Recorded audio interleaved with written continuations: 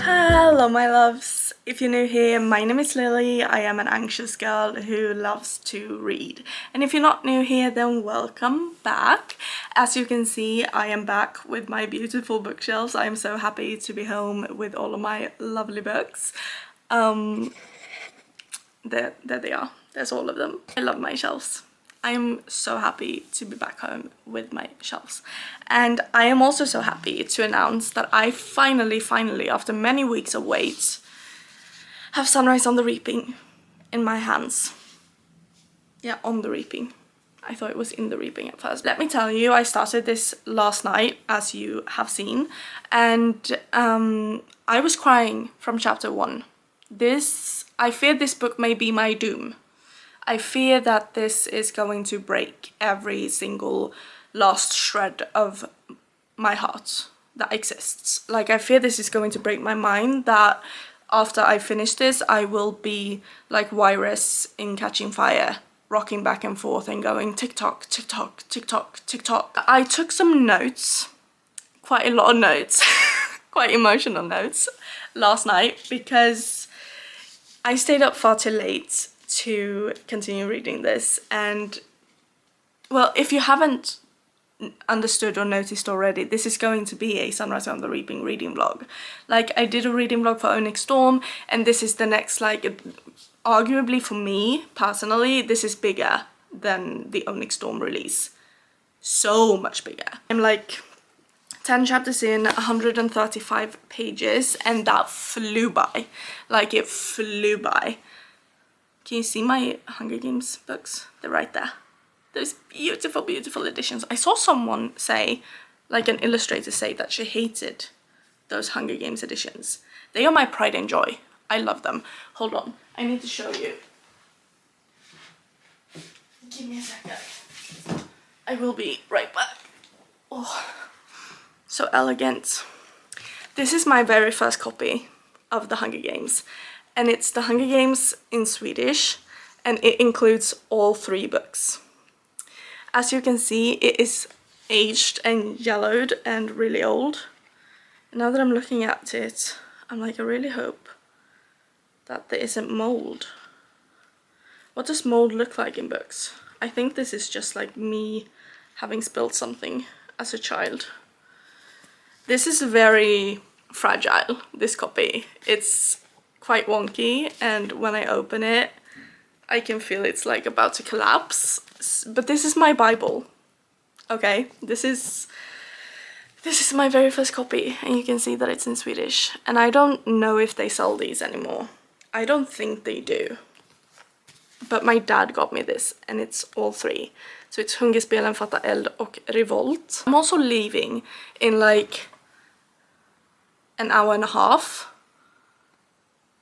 Wait. Yeah.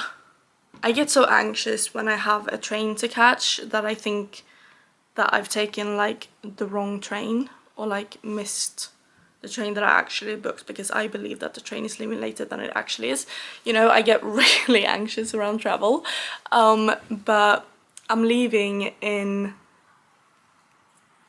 an hour and a half, as I mentioned, because me and the book girlies are finally going to meet. I haven't met any of them, and I am really, really nervous, but I am also really, really excited. And we're all gonna live like, I think we're around 10 people, and we're all gonna live in one apartment for the weekend and just hang out, and it's going to be like a massive sleepover, and I haven't had a sleepover since I was like 8, so I am nervous, but I am also really, really excited to, I mean, we've been talking about books and been a group for like 3 years or something now, and we haven't met once. Like, some of us have met, but I haven't met any of them, and I am ecstatic, but I'm also really nervous because I want them to like me. I know that they like me online, but I want them to like me in real life, you know, as a person. So, but back to Sunrise on the Reaping. This is going to be a full spoiler vlog. I'm everywhere, nowhere at the moment. I'm just yapping. I'm gonna have to do some massive edits. My first note is, it's his birthday. And a bunch of crying emojis, because that's when I started crying, when Haymitch said that it was Reaping Day and it was also his birthday. And then the shooting at the Reaping did not happen the way that I expected it to. Like, I just thought that when she was going to pull the second name, because it's the quarter quell, it's the 50th Hunger Games, they're pulling double as many people. We knew all this from the Hunger Games books, like, because Katniss talks about Haymitch's games. But I had no idea that the Reaping was that dramatic. And, like, Katniss's Reaping was more dramatic than they made it in the movies, because Haymitch fell off the stage and there was a bunch of other things happening that they didn't show in the movies, which is why the books are always better. But the fact that someone else was pulled and then that he tried to run, and just, I love how it's tying, it's very nostalgic reading this one, more nostalgic than reading A Ballad of Songbirds and Snakes, because A Ballad of Songbirds and Snakes plays out so far before the Hunger Games that it feels kind of a little bit separate, because it's like just a 5th game or something, and most of the characters that we know from the Hunger Games on, like, they're nowhere near, because it plays out in the capital, and those families and bloodlines, they don't exist there. It's also playing out a little bit in District 12, but still it feels very distant.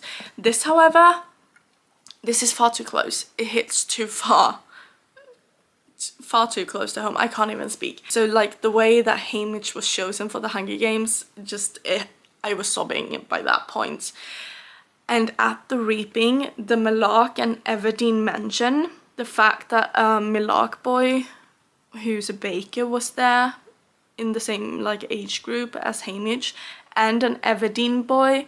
So we had no idea that Haymitch knew an Everdeen before he knew Katniss. So when Katniss Everdeen's name was pulled, even before that, when Prim Everdeen's name was pulled, like, sure, Haymitch was drunk out of his mind, but still, when he heard her last name, he must have thought back to, his name was something weird on B. I can't remember his name, but he must have thought back to that boy, because they were close friends, like, really close friends. And then I just have a quote: "The moment our hearts shattered, it belongs to us." I was sobbing. I couldn't breathe. I was crying so much. And then Lucy Greybed having been erased by Snow, but Lenore Dove seems to know something from the Covey, since she is a part of the Covey, but she doesn't want to talk about it, so Haymitch doesn't know anything about the previous victor from 12, because, like, she's not around. But the fact that Lenore Dove might be, like, her name is Lenore Dove Baird, I think. So she is related to Lucy Greybed, I would assume. And then when they get to the Capitol and they meet their mentors, and I've just written in capital, "Mags and Virus, no, my poor heart can't take it."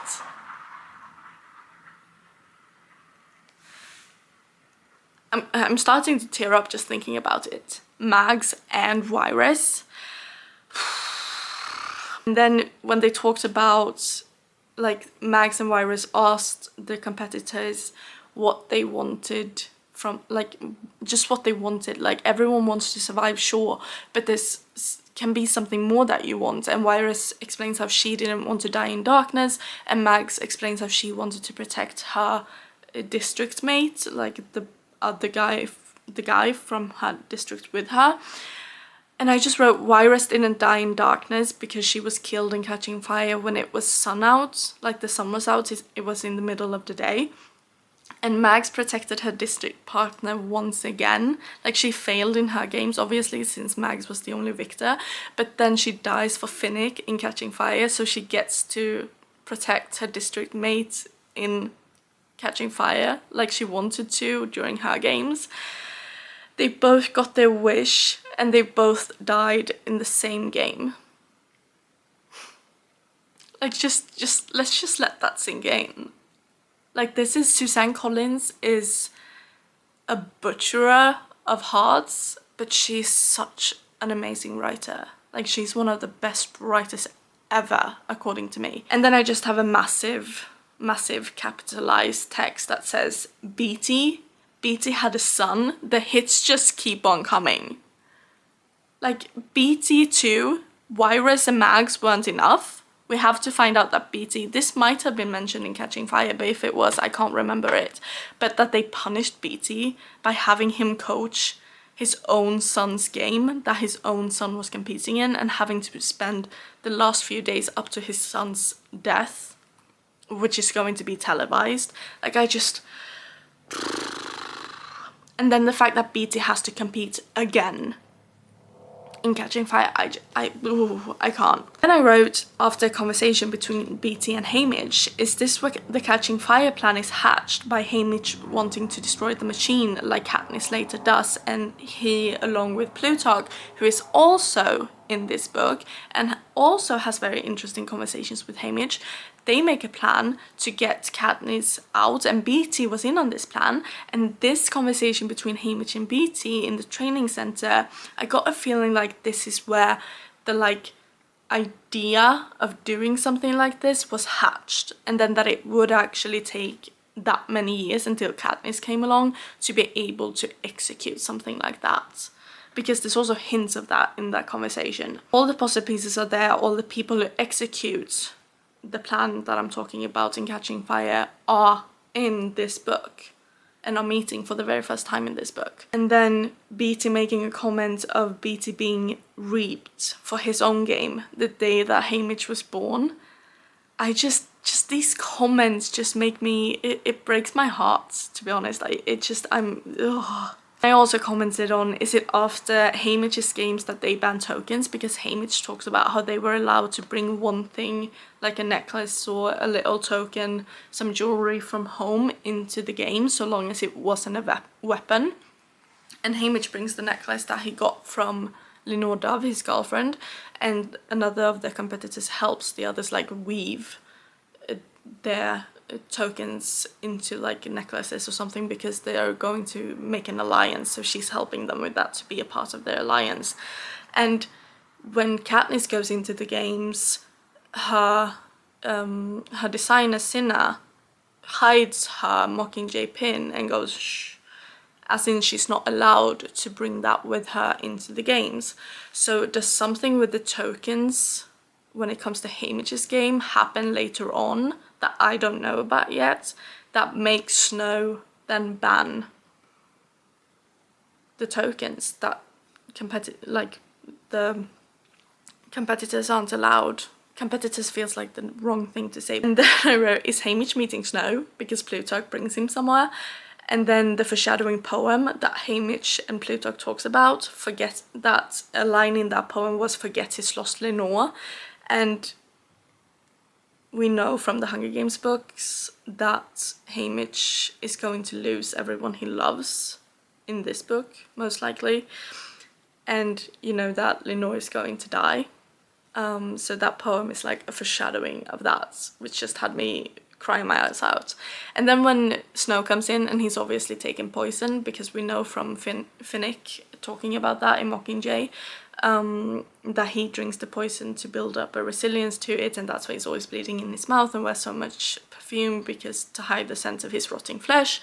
And when Snow comes in to this meeting with Haymitch, he's like coughing and throwing up and, you know, bleeding from his mouth, so something must have happened. And Snow asks for milk, and Haymitch goes to grab it, but he drinks the milk and then says that it's empty so that he can prolong Snow's like torment, which I just thought was so funny and such an Haymitch thing to do. And we find out that Snow has murdered the parade master after Haymitch's parade went to shit, and Haymitch really challenged Snow during that. And Snow makes that comment that his family also has a saying, which is Snow lands on top, and I wrote choke on a great view monster, because no matter how handsome Tom Blythe is, Snow will always be a monster to me. He is the epitome of evil. He is one of the best and worst villains ever.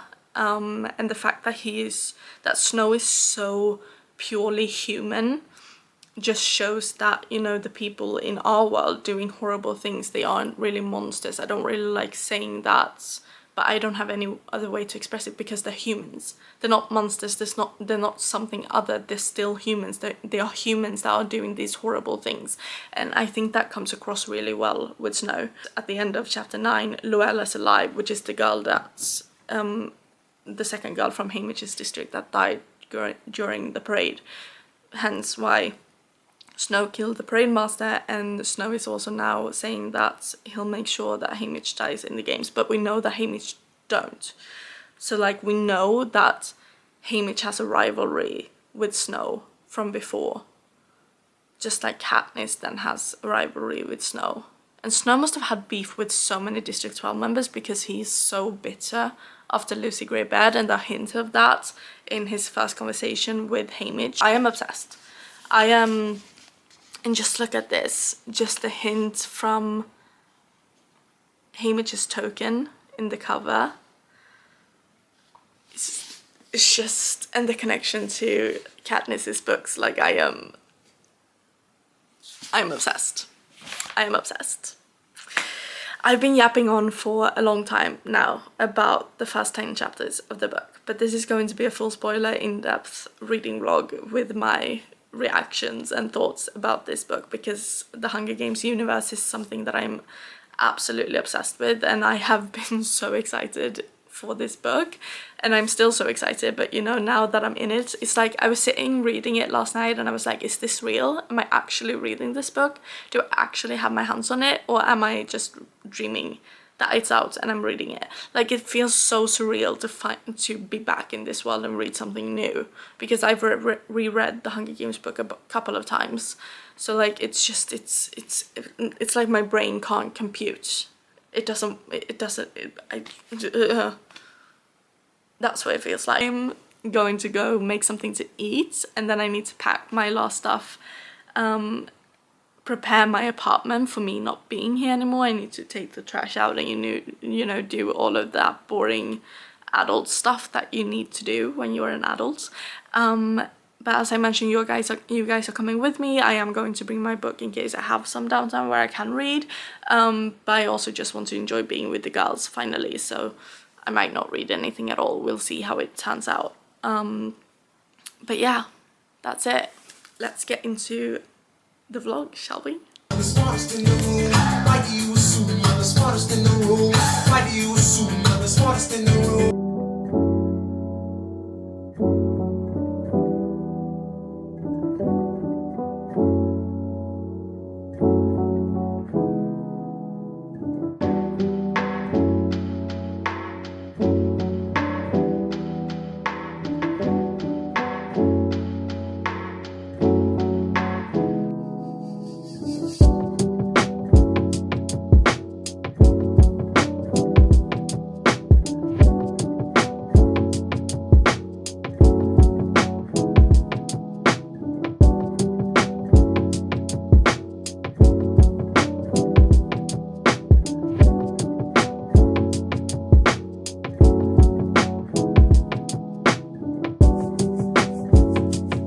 Cry because I have so much makeup on.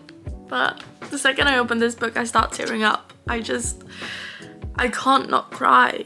Like, it's Lulu, just Lulu. You know, just the cruelty of it all, and just like knowing what's going to happen to these people, knowing what's coming, but not knowing how it's going to happen. Like, it's just torture. It's like the Hunger Games, reading those books in a way was easier because every cruelty was something new. You hadn't seen anything like that before. You hadn't read anything like that before. Every face, every name, every person, they were all new. You were strangers to them and you got to know them. And yes, by the second and third book, when people started to, die and things happened, it hit closer than when it was, a bunch of strangers in an arena. It was still horrible and cruel, but you weren't as emotionally invested as you were by the second and third book, of course. But this, having known these characters in the Hunger Games, some of them, and recognizing names and faces, and also having learned a couple of things from Haymitch's Hunger Games, because Katniss saw him winning the Hunger Games. She watched that in one of the books, and knowing part of what's coming, but not knowing exactly how it's coming, because we know that only one person of all of these competitors that we are getting to know, only one of them is going to survive, and we know which one. That's not it's just I don't.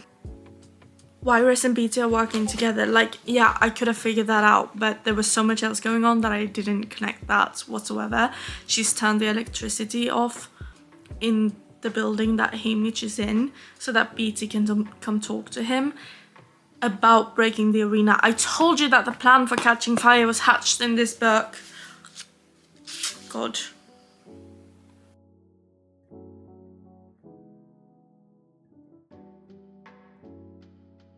That's our team's target, the arena's brain.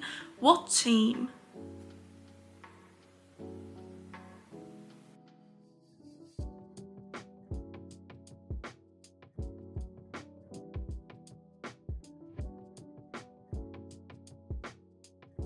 We're going to drown it?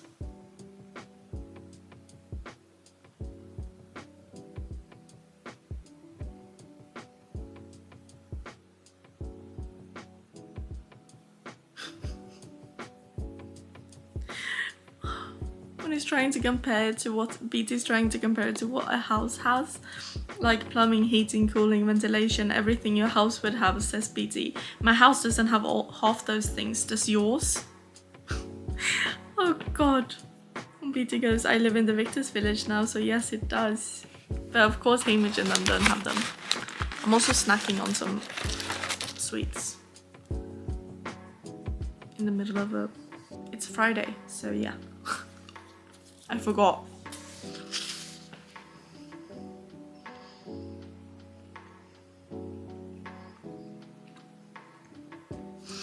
Burdock, that's his name. Burdock Everdeen. He has to be related to Katniss.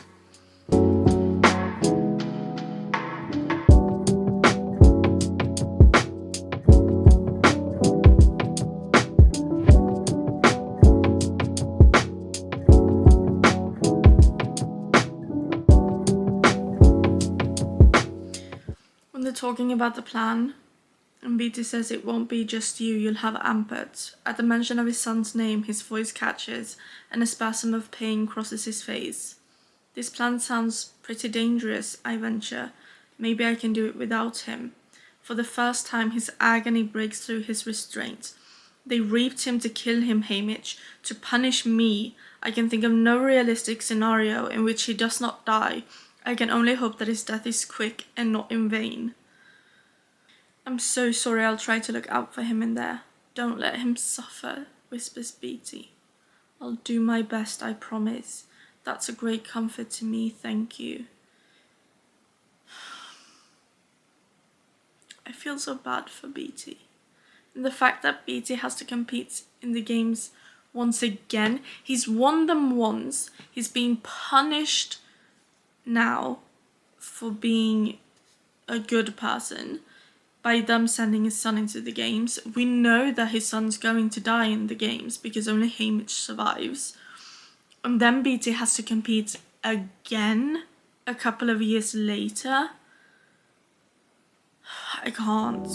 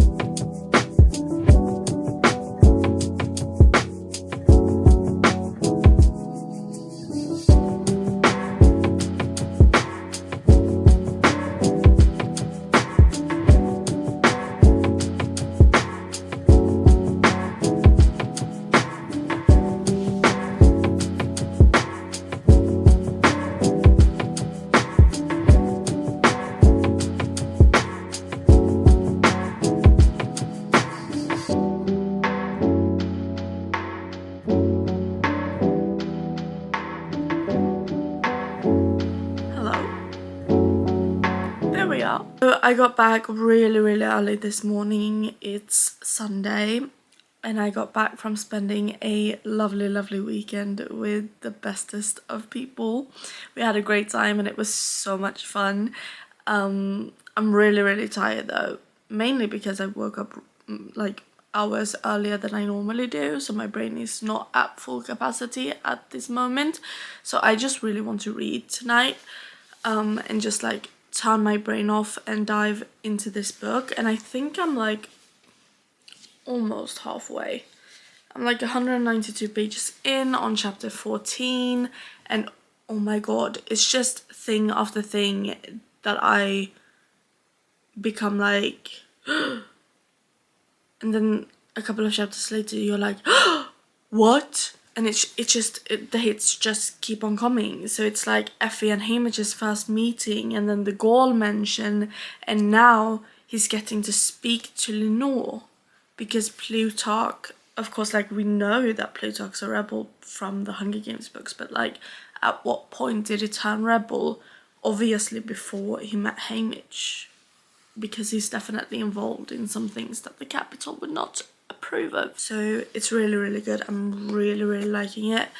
In the best of worlds, I would feel, oh, look at the end paper. In the bestest of worlds, oh, and that end paper too. Look at how stunning. In the best of worlds, I would be able to finish this tomorrow. I really want to, because I've like been longing to pick this up, because like it was poor choice of me to start this before I went away for an entire weekend, because I didn't really want to read that weekend. I just wanted to hang out with the girls and just have a great time, which we did. So like there's no regrets at all, but I've been frothing at the mouth to pick this up and to like, I've been avoiding, like dodging spoilers, like my life depends on it on BookTok, because people are really poor at putting spoilers. And this is new. Like if a book has been out for 10 years, I don't care if you put spoilers and don't put a spoiler warning, because you might not have thought of it because it's been out for so long. But this came out like a week ago. Not okay. Put spoiler warnings. It's not difficult. It's such an easy thing to do.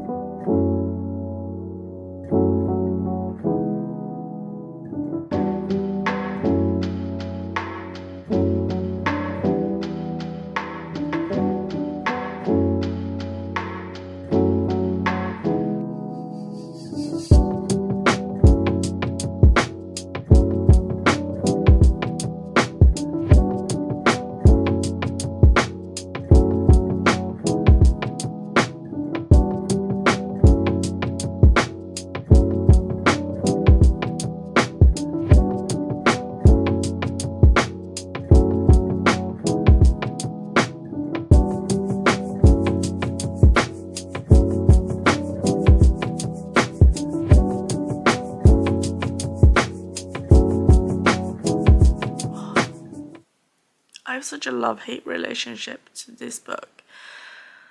Like, first, Luella dies, and we have to suffer through that from Haymitch's perspective, of course. And, like, him losing the first connection he has to his home, you know? And then when Wyatt... Oh, God. I don't know why Wyatt's death hit me so hard, but it was just the way that Haymitch felt about it and, like, spoke about it, and the fact that, like, no one back in 12 would be grieving Wyatt because his family is shit, and they probably would have, like, had bets on his death, which is just the horror of that. It's just, I feel so bad for him. And the fact that Wyatt probably died protecting Lulu in the way that no one has ever protected him before was just also, like, so sad. And then that when Lulu showed up and found Haymitch and just said, find Haymitch, found him. I was like, Wyatt probably might have, with, like, his dying breath, like his last breath, told Lulu to find Haymitch, because Wyatt, like, always promoted very much that Haymitch is safe for them, and that Haymitch is strong, and that Haymitch has, like, he pushed a lot with, like, how he, like, was counting the odds and everything, that, like, Haymitch had better odds than any of the other ones from 12. And so he probably told her to find Haymitch. And then Lulu dies. The way, like, Haymitch thinks that it's just, like, just dust and she's allergic and he can wipe it off, and then he realizes that she's dying. And they're, like, torturing her and furthering her, like, pain and making her die slowly, probably to punish Haymitch for being a rascal and not conforming in the way that they want him to. And that Haymitch is the one who, like, I know that he puts her out of her misery, but still that he's the one who actually deals the killing blow is still, like, that must play on his psyche, like, that's just, or psyche, I don't know, I might have mispronounced that word, but it doesn't matter. I just, Jesus. And I know it's just gonna get worse from here, but, like, now it's just Haymitch and Maisily left, and I knew that it was going to end up that way, because I know that Maisily is one of the last ones alive, because Katniss watches the end of Haymitch's games at one point in the books. So I knew that, but somehow since I knew it, I didn't think that it was going to affect me as much as it obviously does. But it's just he lost Luella, and then he loses Lulu, and as Lulu's dying, the two, like, merge. And then the fact that he's like, Luella's body is obviously going to be sent back to District 12, but Lulu won't be sent to District 12. She won't lie with Haymitch and Luella where they're buried. Well, like, Haymitch obviously won't be, but that's the way he's thinking. Then he's like, where will you go? Will you be buried on Capitol soil, or will they just turn you into ash and dump you somewhere? Like, just the horror of this.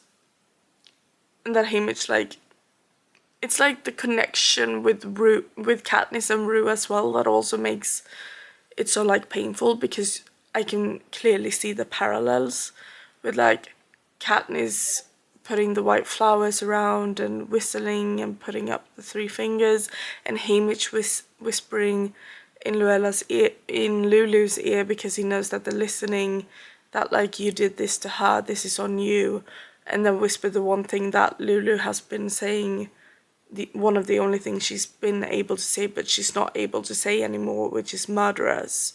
And just, I don't know. There was a Catching Fire reference as well, where someone in 12 had said that, like, careful with leaving fires smoldering because they're catching fire. It was specifically saying I actually, like, wrote it down. Fire is catching. That's the way it was phrased. Someone in District 12 had said to Haymitch that, like, fire is catching, in reference to, like, leaving fires unattended.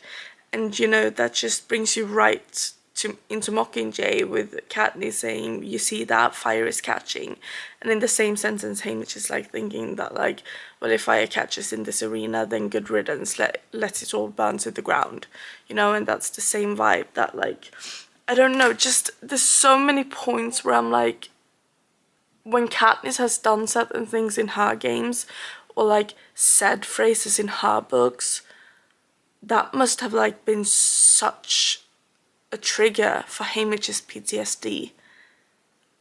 It's just, you get a whole new perspective on all the Hunger Games books now, which just makes it all like, it just turns the pain up to an 11. It was just bones left. Just, I don't know why this is like darker than the Hunger Games books. I don't like, poor Ampert. I mean, we knew it was going to happen, especially since Haymitch was like, why do these kids flock to me? Like, Luella, Lulu, Ampert, I can't protect any of them. And he's had to watch all 3 kids die. And he ruffled Ampert's hair like he did his younger brother, and then there were just bones left. No one to comfort, no one to hold, no one to... You know, the last thing Ampert saw, the last thing he felt, it was just fear and pain.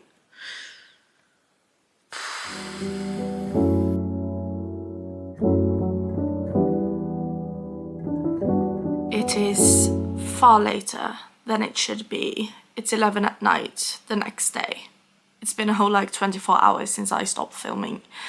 And I've only read another like chapter or 2 of Sunrise on the Reaping today, because I've been busy editing a YouTube video and just cleaning at home. I worked out and then I took a shower and I went and picked up a package, so I biked there and then I talked to my mum, and I've been doing a whole bunch of other stuff. But then I went on to TikTok and my algorithm felt like it needed to trigger me again, so close to what I read last night, with a reminder of the quote from the moment when Ampert died, which I quite incoherently, I think, talked about with you guys yesterday. But I need to read this quote for you because this is just this moment. I was not well enough last night to read it to you then, so I will listen to Book Talk and read it to you now, because clearly this was meant to happen. So it's a video by Laura Elite Reading, and it says, "Then I turn back to what I am meant to witness. A small white skeleton stripped clean to the bone. No flesh or clothing remained, only an axe at its right side, my knife at its left. My lips move, but no sound comes out." I'm tearing up just reading that. And the moment it said that Ampert had an axe, I knew that that was the axe that Haymitch was going to win the game with, because he's also like gathered mementos from the different allies that he has had that have died, like the sunflower and oh my god, what's his name? Why can't I remember his name? This is horrible of me. I cried so much when he died and now I can't remember his name. Oddsmaker, something on W. I feel horrible now. He took his necklace too, and that's besides the point, but it also kind of makes my point that like he's gathered these tokens from the people that he have been allied with whom he has lost, and I knew that he was going to take Ampert's axe and that was the axe that he was going to win the games with, which was just, it's just adds pain onto the pain that already naturally exists. Because I feel like this is the moment where everything, you know, when you see a train crash, not that I've ever seen a train It's like watching a train crash and you see the train and you know it's going to crash, but there's nothing you can do except watch as it happens. And that's what these like last 100 something pages feels like to me. It feels like I just need to watch the crash happen and I can't do a single thing about it. I can't even stop looking. Like the only thing that I can do is watch and then break apart and just cry for days. I feel like that's what's going to happen to me. Let's get going, shall we? Oh god, this is horrible.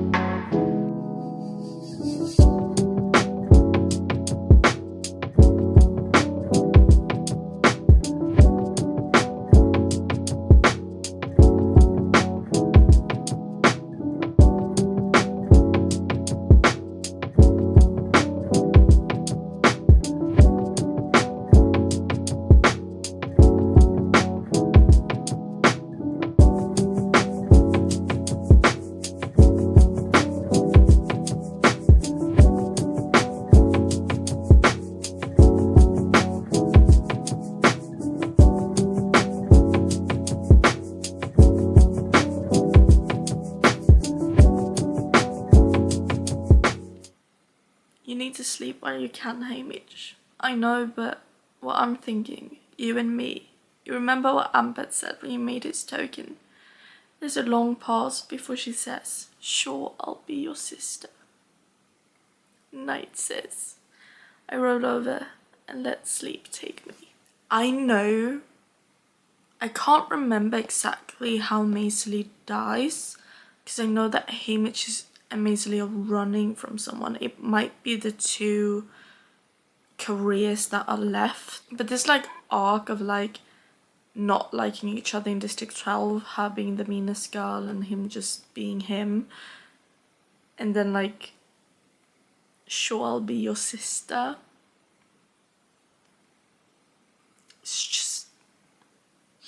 It's heartbreaking. First of all, the mention of the flower Katniss, that they left their bags in Katniss and then they like sat down and rested on a bed of Katniss. She's so skilled, Suzanne Collins. Amazing.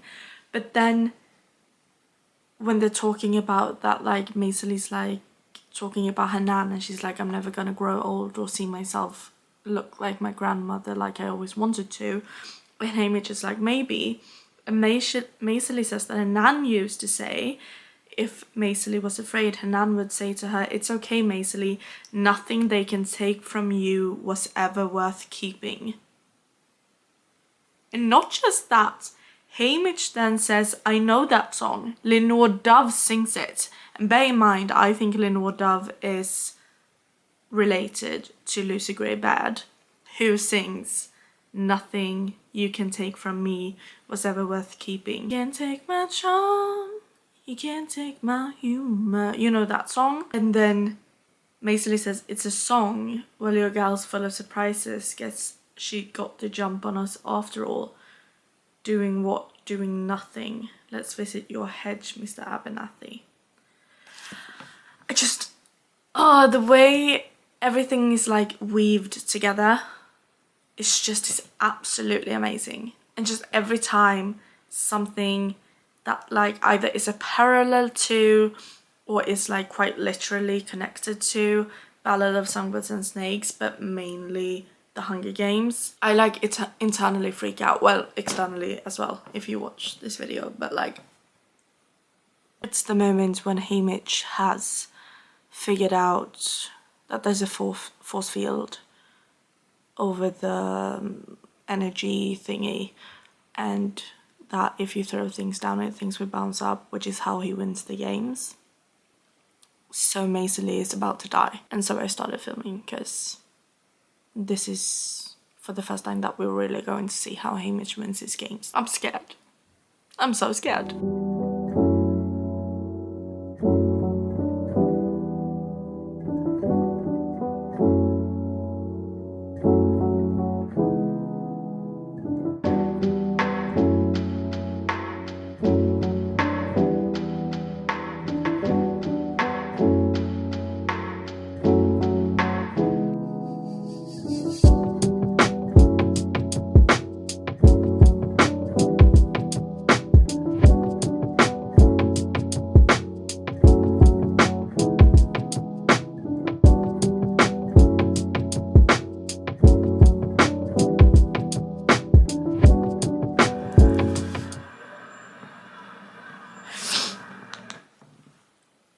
the three of them huddled together, the three people left in the games huddled together, and I can't help but think of the parallel with Kato, Peeta and Katniss, only this time neither Welly or Silka will survive, and I'm not that attached to Silka. It's a horrible thing, she's just a teenager, like, it's horrible. But when Haymitch climbs up and finds Welly and she's so starved and dehydrated that the only thing she can do is ring the bell. The way that Haymitch like takes care of her, the way he has taken care of all of these kids that are these helpless small little babies that just... I have a whole new respect for Haymitch, a whole new understanding of why he drinks himself into oblivion, because I would have done the same. Like, if I had seen the things that he had seen, like, I had no idea that he was this attached to the people that he was in the games with. Like, with Katniss, it was Peeta and Rue, and the others she was kind of distanced from.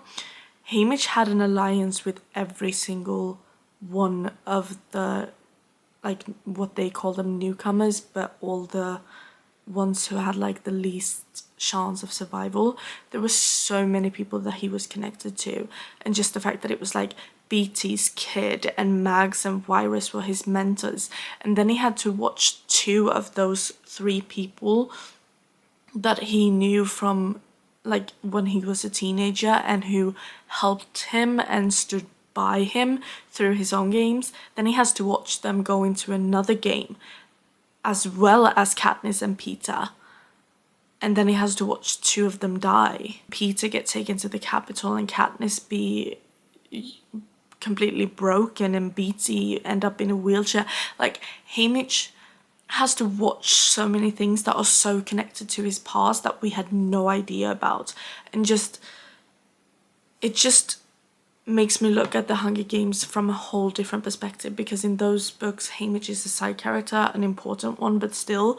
But this makes me look at the events of all of the Hunger Games books from Haymitch's perspective and what that must have been like, and that just changes everything. So I know that Haymitch kills Silka. She's the last one. No idea how well he dies.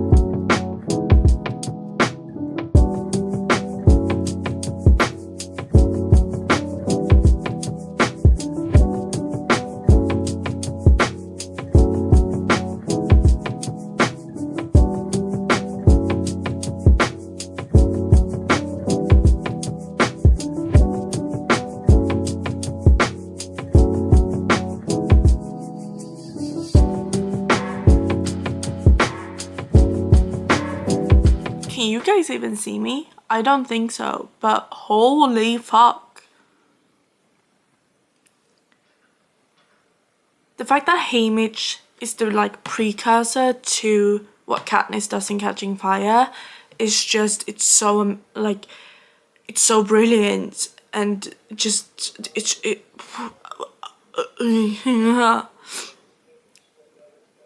poor Welly. Like, the fact that the night before, or just a couple of hours before, Silka, Welly and Haymitch were all around the same tree, although like not together. Silka was sitting against it on the ground crying, understandably. The other two were up in the tree, hanging on. Haymitch dropped chocolates to her, and then a couple of hours later, she hacks off Welly's head. She hacks off her goddamn head. Like, just a...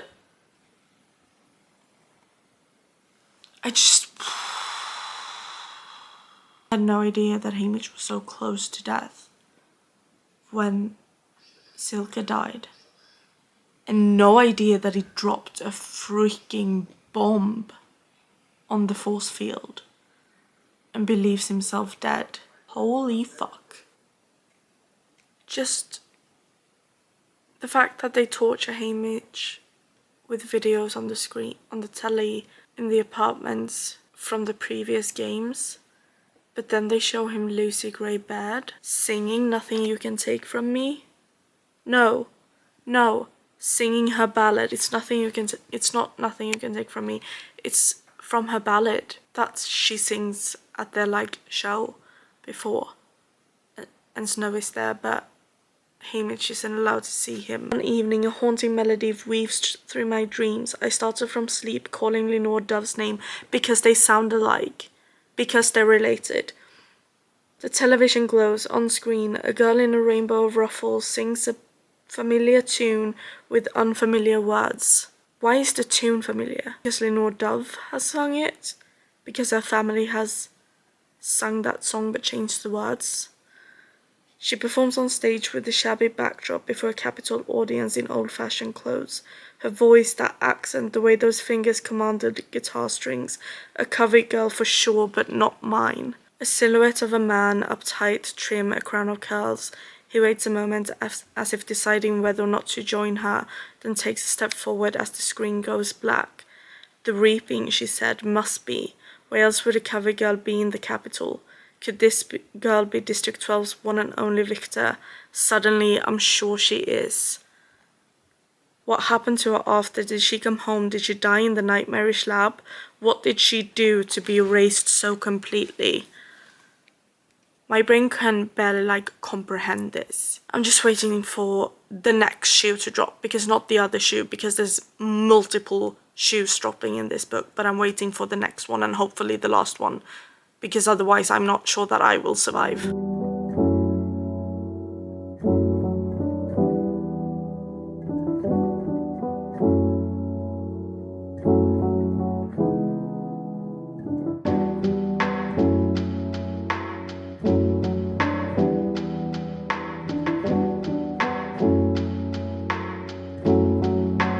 I first saw the girl at the Hope when she was just a baby.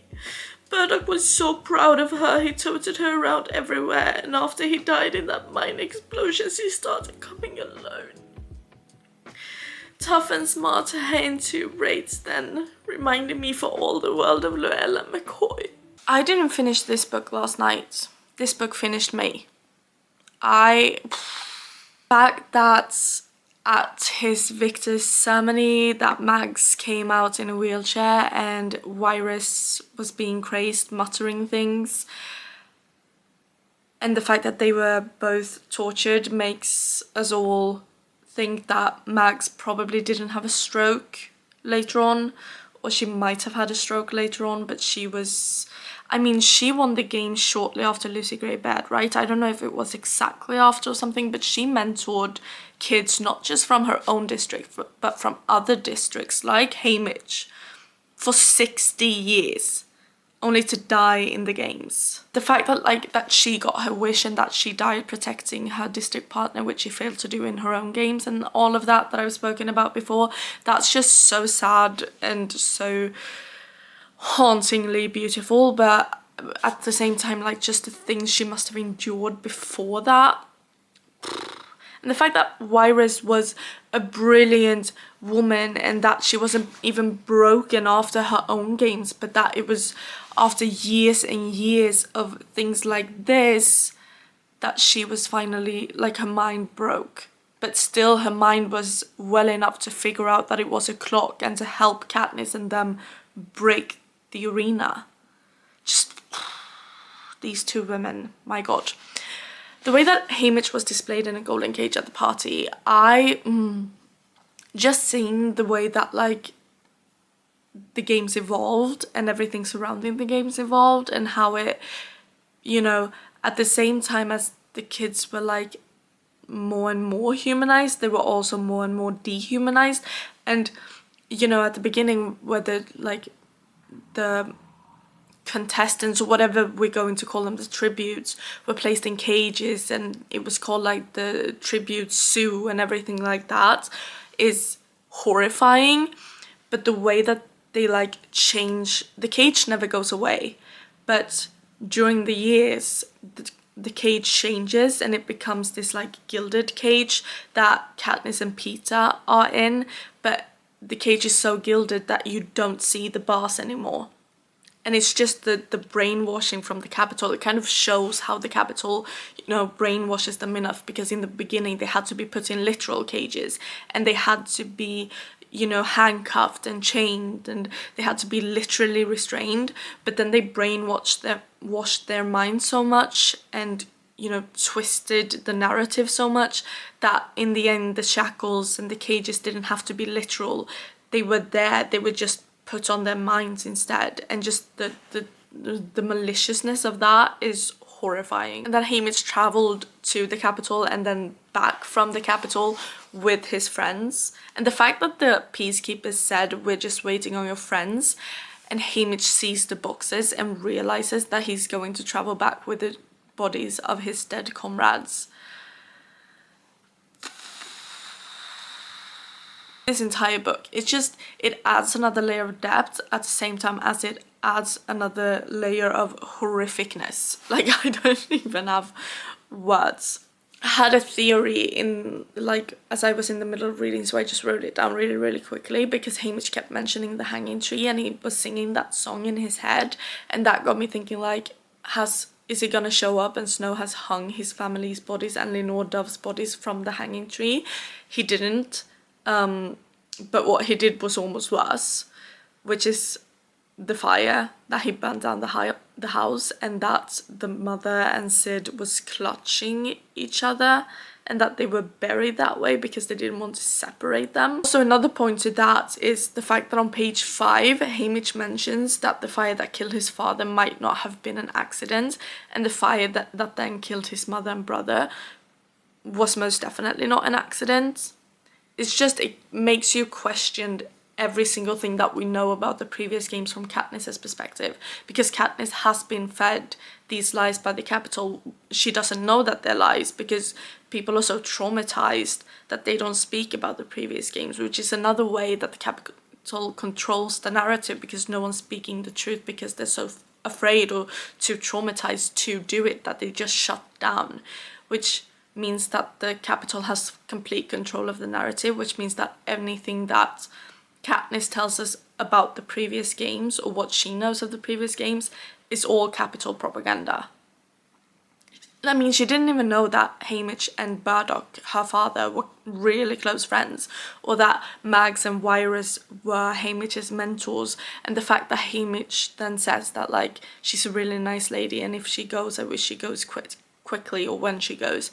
It just adds a whole other level of, like, pain to all of this. Burdock Everdeen singing the Old There Before at the funeral, my god. And I put in parentheses Katniss's father, because I was thinking that they were related at first, but I didn't necessarily think that it was going to be her father. And then I slowly realized that, like, I haven't been thinking at all, because of course it's Katniss's father, because Haymitch isn't that, like, Haymitch is the age where he could be father to Peeta or Katniss. So of course if he's the same age as Bardock, that makes him Katniss's father. And the fact that Katniss's father saved the life of what most likely is Peeta's father at the Reaping, where he punched him in the knee to make him get down. It's just the webs that Suzanne Collins weaves are torturous, but they're so brilliant that you have to, like, appreciate the brilliantness of this. I just wrote in capitals, that's why it's called Sunrise on the Reaping. Because, oh my god, that moment where we realize why the book is called Sunrise on the Reaping, I have never in my life reacted so strongly. Like, anytime that it's like the titles in the book and you realize why it's titled that, you're like, oh, haha, cute, that's why. Or like, oh, I figured it out, that's why. This was just painful. It was just torture. And then I just wrote the gift from Haymitch, waiting until their reunion, letting them be together, making sure it would be too late, and all he could do was watch. The fire, the poisoning, all he could do was watch as the people he loved died, and the same happened in the games. The game makers, or Snow, President Snow, forced Haymitch to watch everyone that he was trying to protect in the games die. He couldn't save Ambert, he couldn't save Maisie, he couldn't save Lulu, he couldn't save anyone. He had to watch them all die. And then when he comes home, he has to watch his family and the love of his life die. And he can do nothing about it, just like he could do nothing in the games. Haymitch held his promise to Lenore eventually, being a part of stopping the games, and he finally saw a sunrise without a reaping to follow. Just pain, pure pain. The fact that Beatty's wife was pregnant with another child, and that it's not mentioned in the later book, so she and that child was probably killed to punish Beatty, and that he also loses his like entire family because of the games, and that this keeps happening to the tributes like over and over again. Like Joanna mentions that Snow has taken everything from her and there's nothing that they can threaten her with anymore. Finnick does everything that the Capitol or Snow or the game makers or whoever it is tells him to do. They don't even have to make him do it anymore, because all he's trying to do is protect Annie, because that's the only thing that he has left. And so they're wielding that as a weapon, which is just, it brings another level of pain to like Haymitch's story, and the fact that Haymitch was a pawn to the rebels, to like he was practically a test rat to see if this could work. Both Ambert and Haymitch were, and like the fact that Beatty had to like use his son to see if they could break the arena, which they have been planning to do for a while. It's just, or the maliciousness, I can't. And Haymitch having to go alone on the tour, like we get to see Katniss and Peter together, but the fact is that in the previous games there's only been one victor every single year, and that victor has to do all of the things that Katniss and Peter can lean on each other to do.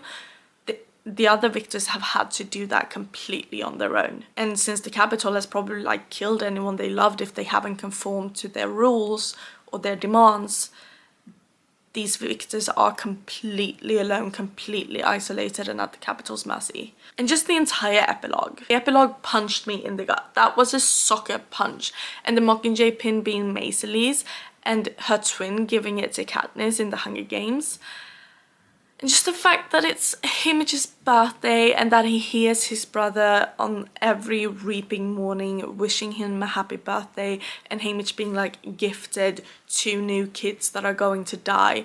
And it's the way that Haymitch said in this book that like, why do the kids always flock to me? Like, why is always the little ones flocking to me? And then that's his only role for like, what is it, 25 years or 24 years until it's Katniss and Peter.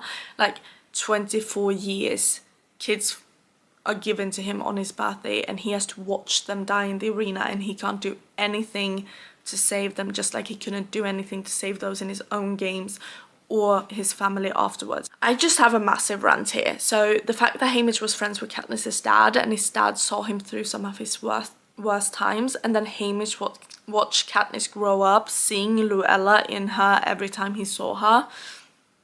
And just that he mentioned that Burdock was so proud of Katniss and bringing her everywhere, and then Katniss would come alone because Burdock is dead. Was Burdock's explosion, the explosion that killed Burdock, was that even an accident? Was that to punish Haymitch again? And I want to know which games Burdock's death corresponds with, because what if something that happened in those games, that it was another attempt to break the arena and to bring down the games that Haymitch was or wasn't involved with, but either way, whether he actually was involved or not, they punished him by taking away, even though Haymitch had pushed him away, Burdock was the only like really close friend left alive. Burdock was the one who stuck with him the longest when Haymitch was trying to push everyone away as well. So like, did they kill him to punish Haymitch for something he may not even have done, but what Snow might have thought that he might have been a part of in doing? I don't know if that made sense, but that's my theory. And the way that Katniss was sent to the games, Haymitch saw Luella being sent to the games, but this time he had to coach her, and that he saw both Luella and his friend Child in the arena and had to mentor her to go into the arena. And the way he calls Katniss sweetheart, like he did Luella, because Luella was his only sweetheart, and then Katniss reminds him so much of her that the nickname just slipped out. And the way we in Katniss's books thinks it's him being derogatory, but it's really Haymitch, I don't know, being nostalgic, like just seeing so much of Luella in Katniss that he just like the PTSD when that slipped out of him for the first time in relation to Katniss, and just the flashbacks that he must have had, I can't even imagine. And the parallel of Haymitch being haunted by Luella, his sweetheart, in seeing Katniss and probably recognizing traits of Lenore in her as well, with the singing and the songs and everything, and seeing his best friend with the singing and the hunting and the arrows and bow and all of that in Katniss as well, and Snow being haunted by Lucy Gray in seeing Katniss and her finally bringing him down, and how Haymitch and Snow both are haunted by their loves but in two very different ways when they hear Katniss sing. The fact that neither Haymitch nor Katniss were actually reaped for the games, weren't actually supposed to be in the games. That Haymitch would go back into the games for Peter, or maybe he thought he could do what he failed to do in his own games and help Katniss break the arena in Catching Fire. The fact that Haymitch said that he would volunteer to take Peter's place, and that he would have to go back in there and attempt again to do what he couldn't do in his own games. I can't. And then I just wrote, no wonder he's so drunk every reaping that he falls off the stage at Katniss's reaping. Knowing your heart that there's nothing I can do to save you, Haymitch tells Katniss and Peter, because he tried to save kids in his own games and couldn't, and all the kids that he had to watch die for 25 years after that. But just that he has to watch the Capitol stack the odds is a reminder why it's the quote from the Hunger Games. I looked it up because I was really reminded of this from the epilogue in Sunrise on the Reaping, where Peter says, "We were 5, you had on a red plaid dress and your hair, it was in 2 braids instead of 1. My father pointed you out when we were waiting to line up." His father, who was close friends with Bardock as well, and Haymitch. "Your father, why?" Katniss says. "He said, see that little girl? I wanted to marry her mother, but she ran off with a coal miner." Hence, Katniss's father. Katniss says, "What, you're making that up?" Because they had no idea about this. "No, true story." And I said, "A coal miner? Why did she want a coal miner if she could have had you?" And he said, "Because when he sings, even the birds stop to listen." The epilogue, Haymitch's epilogue, that the first time we saw Katniss, she was 4, and just that entire thing, and the geese and the And also, whilst we're talking about parallels, the parallels between Rue and Lulu, that Haymitch took Lulu's body under a willow after she died to keep the Capitol from taking her back, because he didn't know what they were going to do to her, because Luella's body was obviously going to be sent back to 12 and not Lulu's. And that Katniss sings to Rue as she's dying, deep in the meadow. What is it? Deep in the meadow, under the willow, a bed of rest, a soft green pillow. The parallels between Catching Fire, and there's so many parallels between specifically Catching Fire and Sunrise on the Reaping, where Katniss makes the observation that Haymitch, when he wears his gold bangle for the first time, looks uncomfortable, like he's a man in shackles when he has that bangle on, and it's the gold flint striker that he got from Lenore Dove that he buried with her, or like at her grave, that it's essentially the same shape as the gold bangle, and that there's flames on the golden bangle that Effie gives him, and that the flint striker necklace made fire. Just like all the parallels with Catching Fire are probably the most painful, because like the fact that Haymitch said most of the tributes went nuts but not Virus, and then Joanna calls her nuts in Catching Fire, and Peter says that like Joanna calls them nuts and bolts, Virus and Beatty, but Virus was the one who didn't go nuts, not after the games, but after she was tortured so much by the Capitol. And the way in Catching Fire that Haymitch jumps in front of Katniss and, well, Gale, but Katniss defending Gale, and Peter, who is protecting Katniss, defending Gale, and Haymitch jumps in front of a peacekeeper to protect the 2 of them, the same way that he jumped in front of a peacekeeper to protect Lenore Dove, and then was put into the games because of that. Like, just Suzanne Collins is a mastermind, but I feel like she's an evil one, but at the same time not an evil one, but just with the blah, blah, I can't even speak, the level of pain. Someone posted a TikTok where they said when you realize Haymitch trained 48 tributes before they were finally able to overthrow the capital, and that's the same number of tributes that were in his games. Like, it's these small things, like this is a rabbit hole. You can just dig deeper and deeper and deeper, and there's like no end to this tunnel of things that you can like mine. I didn't want to say mine because my god. But yeah, the things that you can mine up in these stories, like mine from these stories, I don't know. This is like, you can't even put a star rating on this because there's no way of of putting a number on how good this is. But if I had to put a number on this, it's like 1,000,000 stars. But absolutely, at the very least, a 5-star. It's the Hunger Games series was already one of the best trilogies that there is, or like books that exist ever, but this just elevated everything. And I am both very excited and absolutely terrified to see the film, because we know from not just the Ballad of Songbirds and Snakes, but from the actual Hunger Games movies, that they have made them less horrific than the books are, because like the mutts in the first Hunger Games that chase Peeta and Cato and Katniss aren't just dog eating humans mutts, but they're actually the previous tributes that have died being turned into mutts, and they're absolutely horrific. And it's the same with like the mutts in the tunnels in Mockingjay and so many things. And speaking of mutts, the fact that Katniss in Catching Fire often describe hearing a chittering in the forest that they stay away from, because you know that there's 12 different like parts of the woods and they all have some sort of danger within them.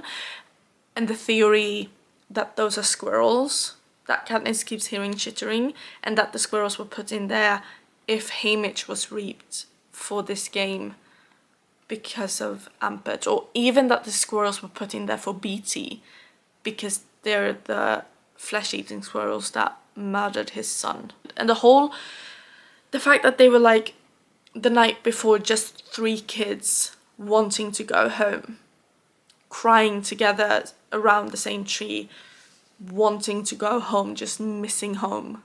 They were just children. And then what Silva, or whatever her name is, did after that, I was not prepared.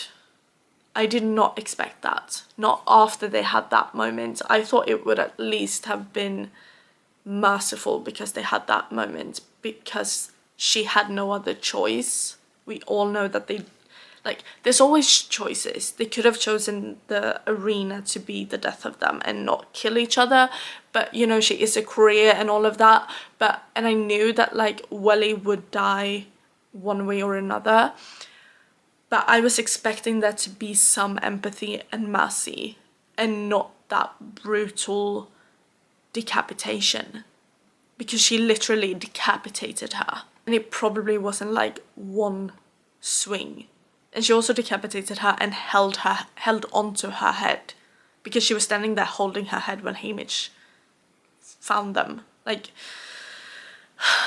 and the fact that Snow made him eat so much bread and milk just so that in case he ate one of the gumballs that was meant for, or gumdrops or whatever they're called, that was meant for Lenore Dove, his body would soak up the poison, just like Snow tried to do when Haymitch met him. It's just, I could talk about this for hours, but I'm not gonna ramble on anymore. I've already been on a ramble for 30 minutes, but these were my last thoughts and feelings surrounding Sunrise on the Reaping, and that's just the day after. It's only been like 12 hours since I finished this book, so there will probably come up more emotions and thoughts as I sit with this for a bit longer, but these were my like initial very first thoughts. And you know how I said that it felt like watching a train crash and you can't look away, you can't do anything to stop it or to help, you can only keep on watching. And the fact that Haymitch's entire experience in the games and after the games is exactly that. Suzanne Collins is a mastermind. She is probably the best writer I have ever written anything of. She is in a whole different league, on a whole other level entirely. You can't, like, these are books that you can't compare them to anything else. It's not worth it, it's not fair, it's just they're their own genre. That's what I feel like. And Suzanne Collins is absolutely brilliant, and I would be extremely grateful if she wrote more books, but the point of this franchise is not to milk the story to make more money, because she only writes when she has something to say. Do I want to hear more of what she has to say and see the reflections of Panem in our own world? Absolutely, 100%. But it's so much bigger than just an absolutely amazing book series. Do I want Phoenix Games and Joanna's Games and Mags and even Virus? Absolutely. I would love to get more from this world and deep dive into it, but the only reason that I want more is because the points she makes and the way she mirrors our world in Panem is so skillful and so brilliant and really makes you think and really engages every fiber of your being in this story. That's why I would want that. That's really it for this video. I don't want to say I had a great time. I did, but it was also a very, very painful time. It was very bittersweet as well. But that's really it. I'm gonna sit on this for a bit more, soak in my thoughts and emotions, and then I'll be on to the next thing. Probably will be in a bit of a reading slump after this, because holy shit. Have a nice, great, a nice week, a nice month. Be kind to each other, and then I'll see you guys in the next one. Love you. Bye.